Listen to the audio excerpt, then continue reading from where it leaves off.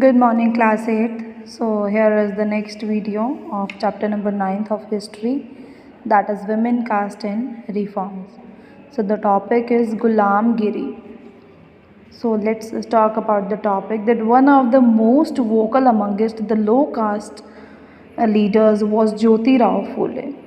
Born in 1827, he studied in schools set up by Christian missionaries.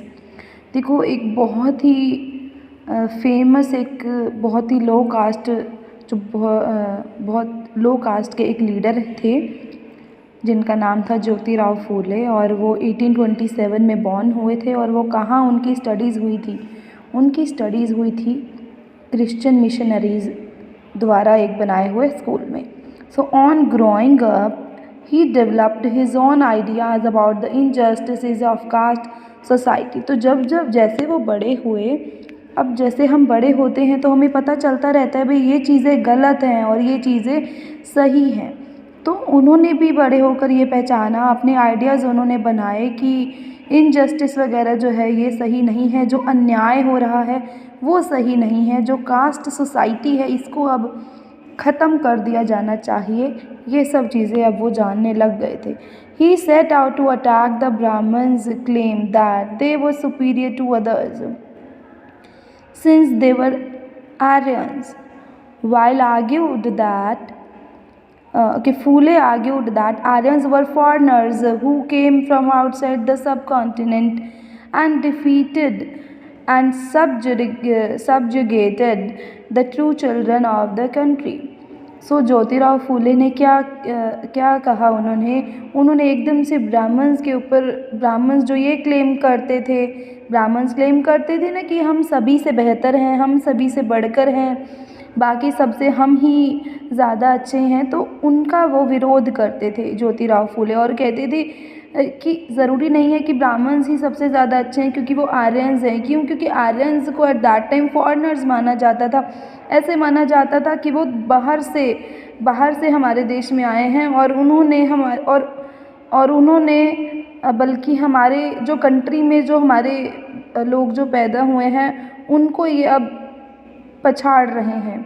तो कहने का मतलब क्या है कि ज़रूरी नहीं है कि ब्राह्मण्स ही सबसे ज़्यादा सुपीरियर हैं, नहीं, क्योंकि सभी इस कंट्री में पैदा हुए हैं, सभी इस कंट्री में रहते हैं, तो सभी को बराबर का अधिकार मिलना चाहिए। Those who had lived here from before the coming of the Aryans, as the Aryans established their dominance, they began looking at the defeated population as inferior, as low caste people. तो जो लोग भी यहाँ पर पहले से रह रहे हैं, यानी कि जब आर्यंस, जब ये फॉरेनर्स आए, उनके आने से पहले से ही जो लोग यहाँ पर रह रहे हैं, तो अब उनका इतना ज़्यादा डोमिनेंस क्यों, उनका इतना ज़्यादा बहिष्कार क्यों किया जा रहा है? उन्हें एकदम से लो कास्ट पीपल या फिर बिल्कुल इन्फीरियर, बिल्कुल जो किसी काम के नहीं, उनको ऐसा क्यों माना जा रहा है? तो नए लोग आ जाने से जो पुराने लोग इसमें पहले से हमारी कंट्री में जो रहते हैं, तो फिर उनका क्या कोई इम्पोर्टेंस नहीं रहा? यहाँ पर उन्होंने इस तरीके से आर्ग्यूमेंट किया। According to Phule, the upper caste has no right to the land and power. In reality, the land belonged to indigenous people, the so-called low caste. तो फूले के हिसाब से क्या बात थी कि जो अपर कास्ट के पर्सन्स हैं उन्हें कोई भी अधिकार नहीं है कि वो लोअर कास्ट पर्सन्स की जो ज़मीनें हैं उनको हड़प लें और पावर्स अपने पास लेकर बैठ जाएं, क्योंकि ये सारी ज़मीनें किसकी होती थी? ये सारी ज़मीनें उन्हीं लो कास्ट पर्सन्स की ही होती थी। फूले claimed that before Aryan rule, there existed a golden age when warrior peasants tilled the land and ruled the Maratha countryside in just and fair ways. तो फूले ने ये भी क्लेम किया, उन्होंने ये भी बताया कि जो आर्यंस ने जो रूल्स एंड रेगुलेशंस लगाए हैं उनसे पहले एक गोल्डन एज रूल भी होता था, एक गोल्डन एज थी वहाँ पर जिसमें कि ऐसा कहा जाता था कि सभी जो किसान हैं वो अपना, ठीक है, रूल्स रेगुलेशंस तब भी होते थे, मराठास के टाइम पर भी रूल्स रेगुलेशंस होते थे कि किसान अपने हिसाब से जो भी उनकी फसलें होती हैं उन्हें फसलें काट कर वो उन्हें सौंप दिया करते थे। लेकिन कुछ वेज़ भी तो होते हैं, कुछ तरीके भी तो होते हैं ना। ऐसे नहीं कि बिल्कुल तुम सारा कुछ ही ले जाओ और इन पर्सन्स, लो कास्ट पर्सन्स, इनको समझो और इनको कुछ दो भी ना, तो ये चीज़ तो गलत है ना। He proposed that Shudras, laboring caste and Ati Shudra untouchables should unite to challenge caste discrimination. वो सभी पर्सन से ये कहते थे, सभी को ये बताते थे वो कि देखो लेबर कास्ट तुम ज़रूर हो, तुम शूद्र हो, या फिर जो अति शूद्र मतलब उन्हें कहा जाता था, जिन्हें अछूत माना जाता था, जिन्हें छूने में भी कहते थे भी नहीं हम तो गंदे हो जाएंगे, हम इन्हें छुएंगे भी नहीं। तो ऐसे लोगों को ये कहते थे कि तुम भी तो काम कर ही रहे हो ना अपने कंट्री में सभी पर्सनस के लिए, तो अपने आप को यूनाइट बनाओ, मतलब आप सभी यूनाइट हो जाओ, सभी इकट्ठे हो जाओ, हार्मनी के साथ जो है इस कास्ट को डिस्क्रिमिनेट करो, ये कास्ट सिस्टम जो है अब ख़त्म होना चाहिए। The Satyashodhak Samaj and association Phule founded propagated caste in equality. तो सत्यशोधक समाज में एक जो उन्होंने बनाया फूले ने, जो कि कास्ट की इक्वालिटी ही चाहता था और यही बनाना चाहते थे वो। So me here and you over there.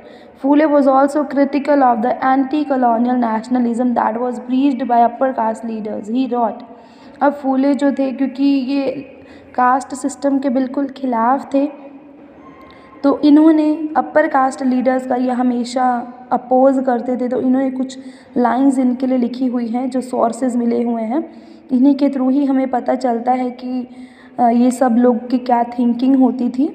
So Brahmins have hidden away the sword of their religion, which has cut the throat of the people's prosperity, and now go about posing as great patriots of their countries.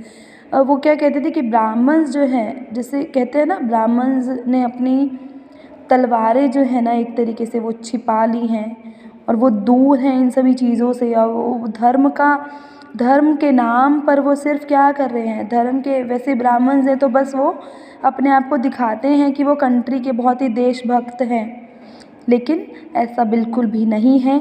They give this advice to our Shudra Muslim and Parsi youth that unless we put away all quarrelling amongst ourselves about the divisions between high and low in our country and come together, our country will never make any progress. It will be unity to serve their purposes, and then it will be me here and you over there again. So यहाँ पर क्या कहा गया है, तो वो ये जो ब्राह्मण्स होते थे ये क्या एडवाइस देते थे कि देखो तुम शूद्र हो, तुम मुस्लिम हो या पारसी है, जो भी है, तो सभी तुम अपने लड़ाई झगड़ों से दूर रहो और अपने कौन ऊंचा है कौन नीचा है इन सब चीज़ों को भूल जाओ। जबकि वो खुद ऐसा कर रहे थे कि हम बहुत अपर कास्ट के पर्सन्स और बाकी शूद्र अति शूद्र हैं, तो ये तो बहुत गलत है ना। वैसे वो हमको समझा रहे हैं, बाकी सब पर्सन्स को वो समझा रहे हैं कि आप लोग गलत हैं, आप लोग ऐसा मत कीजिए, और फिर इन सब से मिल क्या रहा है। आप वो हमको वैसे तो कह रहे हैं कि आप सब मिल जाओ, पर वो हमें मिलने ही कहाँ दे रहे हैं। वो लो एंड हाई वाला डिफरेंस तो वो बना के रखे हुए हैं अभी भी। सो हमारी कंट्री में तो कोई भी प्रोग्रेस होगी नहीं इनकी वजह से। ये तो सिर्फ अपने काम जो है वही हमसे करवाते जा रहे हैं। इसका मतलब मैं यहाँ हूँ और वो जो है हमसे भी ज़्यादा ऊपर चले जा रहे हैं। सो नेक्स्ट टॉपिक में अभी 1873 में क्या हुआ, फूले ने एक बुक भी लिखी थी जिसका नाम था गुलामगिरी, मतलब स्लेवरी, ठीक है ना, अभी दूसरों की गुलामी करना। तो 10 सालों पहले क्या था, अमेरिकन सिविल वार जो थी जिसे लड़ा गया, जिसका एंड हुआ, leading to the end of slavery in America, कि अमेरिका में 10 सालों तक जैसे एक युद्ध 10 सालों पहले एक युद्ध हुआ था जिसमें कि सभी जो भी स्लेव्स थे, सभी जो गुलाम थे, उन्होंने ये युद्ध कर दिया था और अब वो अमेरिका से फ्री हो गए थे। तो फूले ने इस बुक को इस तरीके से डेडिकेट किया था कि सभी पर्सन्स जो है ना, सभी पर्सन्स जो हैं तब गुलाम थे और अब वो गुलाम नहीं है, अब उन्हें गुलामगिरी से आज़ादी मिल गई है। तो अब उन्होंने एक लिंक बना लिया था कि कंट्री में जो भी लोअर कास्ट के पर्सन्स हैं और जो ब्लैक स्लेव्स इन अमेरिका, तो अब वो क्या देखते थे कि वो जो ब्लैक स्लेव्स अमेरिका में थे जिनको कि अब छुटकारा मिल गया वहाँ की स्लेवरी से, तो इसी तरीके से हमें जो लोअर कास्ट पीपल हैं इन्हें भी अब छुटकारा चाहिए था इस कास्ट सिस्टम से। तो ये सारा एग्जाम्पल जो था फूले ने अपनी बुक में दिखाया था और इस बुक के थ्रू उन्होंने कास्ट सिस्टम को क्रिटिसाइज़ किया था कि अब ये जो इनइक्वालिटी है ये और ज़्यादा नहीं चलेगी।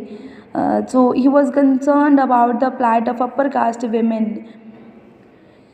The miseries of the labourer and the humiliation of the low caste. तो वो देखते थे कि भाई कोई भी फ़र्क नहीं होना चाहिए, चाहे विमेंस हो चाहे मेंस है, चाहे विमेंस आपकी अपर कास्ट की विमेंस हो, चाहे लो कास्ट की विमेंस हो, और चाहे वो कोई लेबरर हो, चाहे वो कोई भी हो। तो ये कास्ट सिस्टम नहीं होना चाहिए।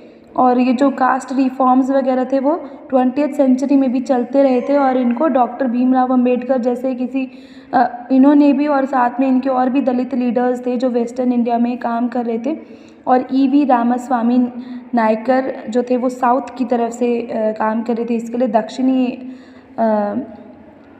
दक्षिणी दिशा के लिए, कि वहाँ पर जितने भी पर्सन्स हैं सभी का कोई भी एक्सप्लॉयटेशन ना हो, और अगर उन्हें एक्सप्लॉयट किया जा रहा है कास्ट सिस्टम के नाम पर तो इन सब से इनको छुटकारा धीरे धीरे दिलाया जा सके। So next topic will be discussed in the next video.